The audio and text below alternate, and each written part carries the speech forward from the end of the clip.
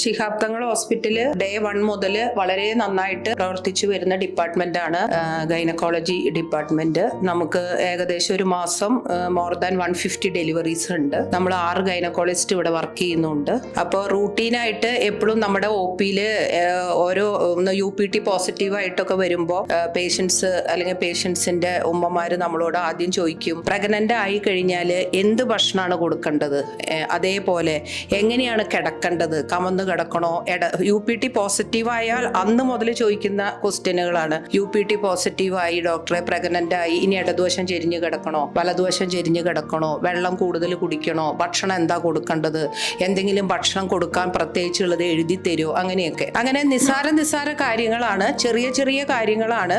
എങ്കിലും നമ്മൾ ഉദ്ദേശിക്കുന്ന ഈ പദ്ധതി പ്രകാരം നമ്മൾ ഉദ്ദേശിക്കുന്ന എന്താന്ന് വെച്ചാൽ ഒരു സയന്റിഫിക് അപ്രോച്ച്. ഇപ്പോൾ നമ്മുടെ വീട്ടില് ഒത്തിരി അറിവുള്ള ഉമ്മമാര് വീട്ടിൽ പ്രസവം നടന്നിരുന്ന ഒരു കാലഘട്ടം ഇപ്പോഴും ഉണ്ട്. അപ്പോൾ ഉമ്മമാർക്കും എല്ലാവർക്കും അറിയാം എന്ത് ചെയ്യണം ഏത് ചെയ്യണം എന്ന് അറിയാം. എങ്കിൽ കൂടി കുറച്ചും കൂടെ ഒരു സയന്റിഫിക് അപ്രോച്ചായിട്ട് ഉള്ള അവരുടെ സംശയങ്ങൾക്ക് നമ്മൾ മറുപടി പറയുക, അവർക്ക് വേണ്ട എല്ലാ സപ്പോർട്ടും സ്നേഹവും ഞങ്ങളുടെ ഭാഗത്തുനിന്ന് കൊടുക്കുക എന്നതാണ് ഈ അമ്മ മനസ്സ് എന്ന പദ്ധതി കൊണ്ട് ഞങ്ങൾ ഉദ്ദേശിക്കുന്നത്.